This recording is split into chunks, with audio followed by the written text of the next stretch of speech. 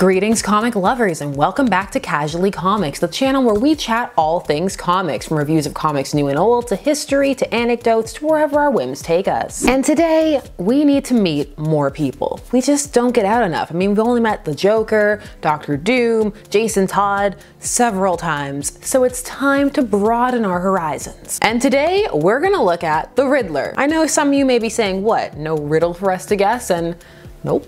No, not today. When it comes to the Riddler, sadly, a lot of times, that's par for the course. The Prince of Puzzles, yes, that's one of his titles, and yes, you need to know it, lives or dies based on the talent of those writing him. Because if you just rely on the whole riddle me this factor, it can go downhill real fast. The media's been making a big Riddler push at the time of this recording, and it makes me feel uneasy, suspicious. Why? What's coming? But at the same time, that means it's a great time to meet the Riddler, to go back and look at his first appearance. I mean, actually, it's always a good time for that. Who am I kidding? So let's take a look and see how different and the same he is. But first, if you can't be bothered with riddles at all, hit that like button. The Riddler first appears in Detective Comics 140 in 1948, so one of the later editions, but also unique for being introduced post-Golden Age but pre-Silver Age and still sticking around. The cover is really basic, and not the Riddler's finest hour, but you get it, they're trapped in a puzzle, and the Riddler thinks that's hilarious. Also, the text is working alliteration overtime. Partners in peril, the Prince of Puzzles. Can you imagine if they tried to keep it going? It's just like introducing the Puzzler. He just commits really perplexing crimes. Why would anybody steal all these crop tops? The Fiend! So since this is the Riddler's first appearance, we get a complete backstory alongside motivation.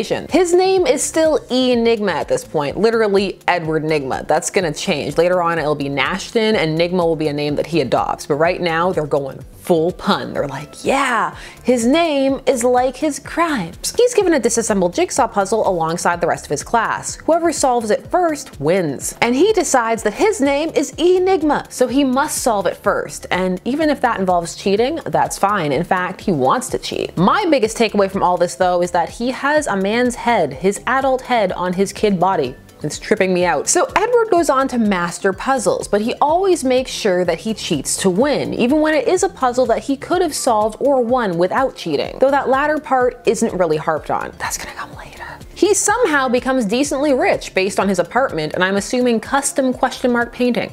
Look at it. I want one. This is all off of running crooked carnival attractions.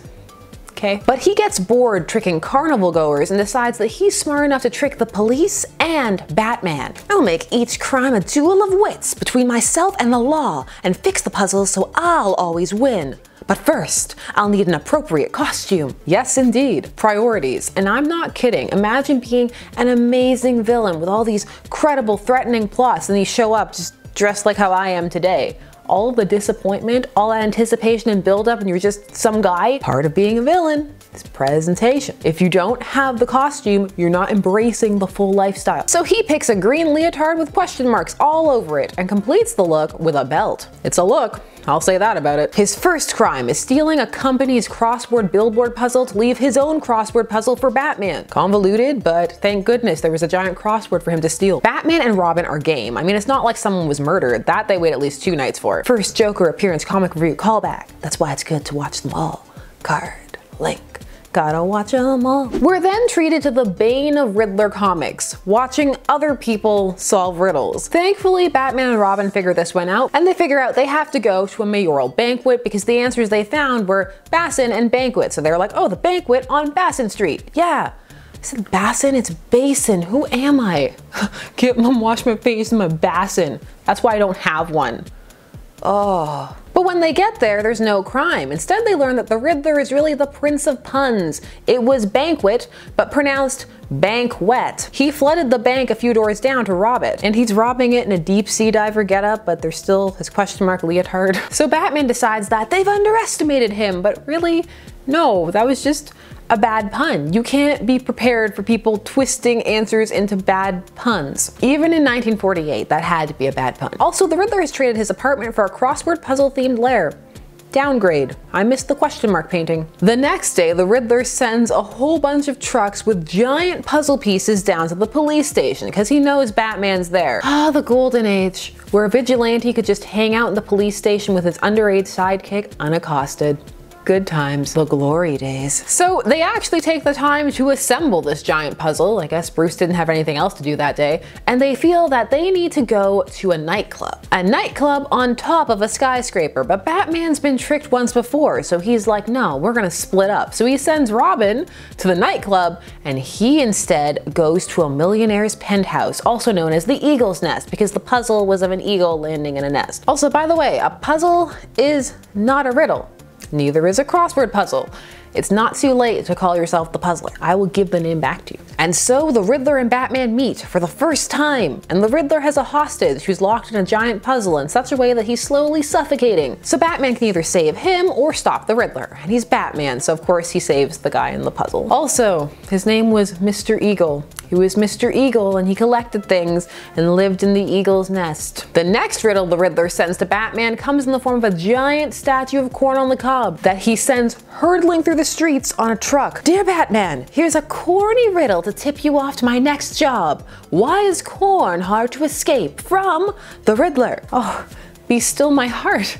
An actual riddle, and only took 2 crimes. Also, fun fact, the answer to this turns out to be maize, and this is going to be referenced later in the Batman animated series when we first meet the Riddler in his first episodic appearance in If You're So Smart, Why Aren't You Rich? Which is just a great episode. Additional fun fact, the voice of the Riddler in that series is John Glover, who also played Lex's dad, Lionel Luthor, on Smallville, and also Thaddeus Silva's dad in Shazam. He's got dad vibes, I guess. Also Riddler vibes. Anyways, Glass Maze Showdown, go! On the pier.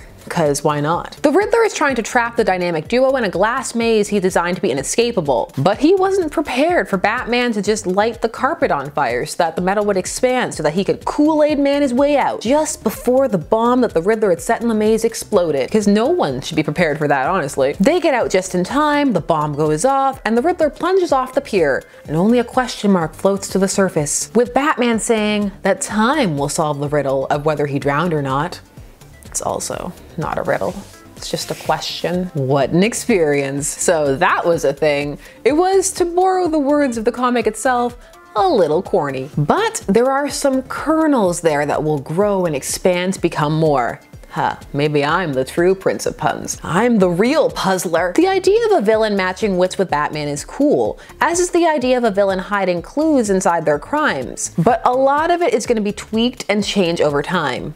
The arrogance will always be there for the Riddler though, and the need to be the smartest person in the room also. But the motivation will shift back and forth. We'll have things like him not cheating in that school contest, only to be beaten by his father as a result, so he convinces himself he cheated, but knows he didn't, which manifests as a need to prove that he really did do the things he's done, hence the riddles, so no one else can get credit for what he did. But then there are other versions where he actually did cheat, even though he didn't have to, and that's the compulsion. So he's gonna get more complex, but he's always gonna throw tantrums. He's also always going to struggle to be viewed as cool.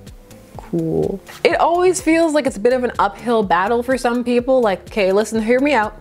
The Riddler, even though he is genuinely smart and a threat, but people debate as to whether he's on the A list or the C list. My answer is both. Both is good, but that's a topic for another video. The biggest Riddler struggle, however, is already evident here, and that's the riddles themselves. 2 of these in this were straddling the line. They weren't really riddles. They were either puzzles or just flat out clues. It will get more subtle as it evolves, little hidden ticks that sometimes the Riddler isn't even aware that he placed in there fully. But either way, there's the fact that it's hard to make a riddle come off as menacing. So you always need a strong story around it to carry it. But when you do have those 2 things, even if the riddle is a little bit weaker, the Riddler can come off as a mastermind and be genuinely intimidating. I'm glad he stuck around. I actually really like the Riddler. I always have, but I've also never been like, he's super cool and everybody needs to listen, he's on the A-list. So, in short, I didn't need whatever the animated Hush adaptation was trying to do. Question mark on the forehead. I'll stick with question mark neck tattoos. Thank you very much. Are you a Riddler fan, or can he take his riddles and BUTT out? Share your thoughts down below, alongside who you would like to meet next. I'm Sasha, and thanks so much for watching Casually Comics. Please do all of the YouTube things. Like, share, comment, subscribe, and hit that bell notification so that you never miss a vid. I'll see you again soon. Bye-bye.